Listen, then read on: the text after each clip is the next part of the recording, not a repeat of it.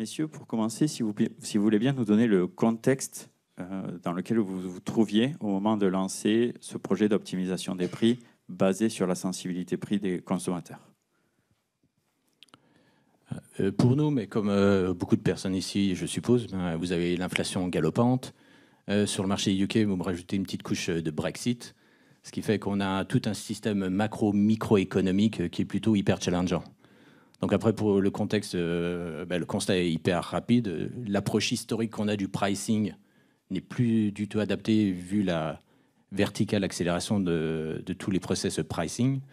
Donc on a eu un énorme besoin de transformation et de montée en expertise sur le pricing. Et moi, j'avais un énorme besoin sur une capacité à mesurer la sensibilité prix des clients. Donc tous les topics de modélisation de l'élasticité des prix étaient assez critiques pour nous. Marwan, de ton côté?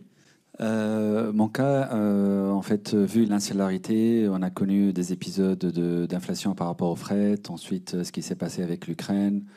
Il y a quand même un gap très important entre le prix de l'alimentaire à La Réunion par rapport à la métropole. Il y a un chiffre de l'INSEE, on parle de 37% d'écart.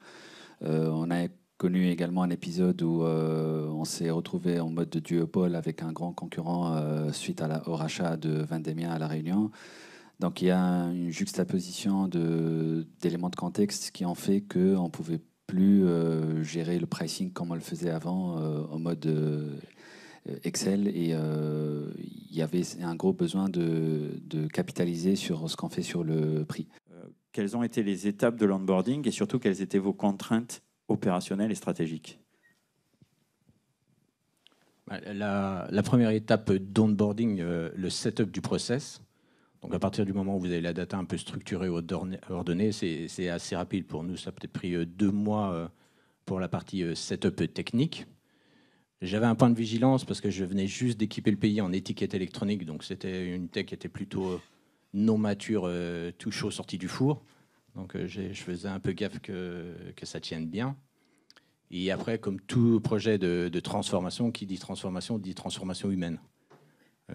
Donc là, les chantiers habituels d'adhésion, de communication, d'éducation de nos équipes, et surtout un gros palier de réassurance sur toutes les problématiques pricing.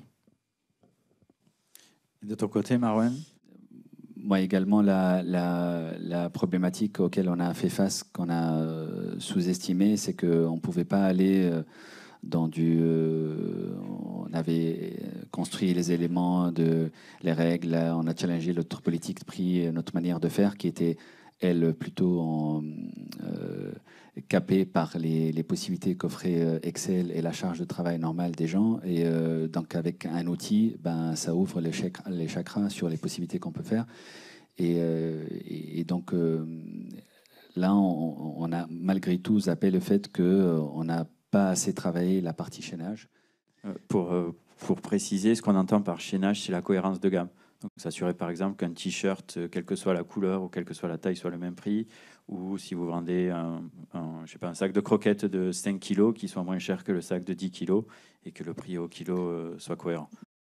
La conclusion, donc évidemment, chaque projet est propre à ses contraintes, ses objectifs et son organisation. Mais je pense que c'est un peu le fil rouge depuis ce matin. Il y a 2 points.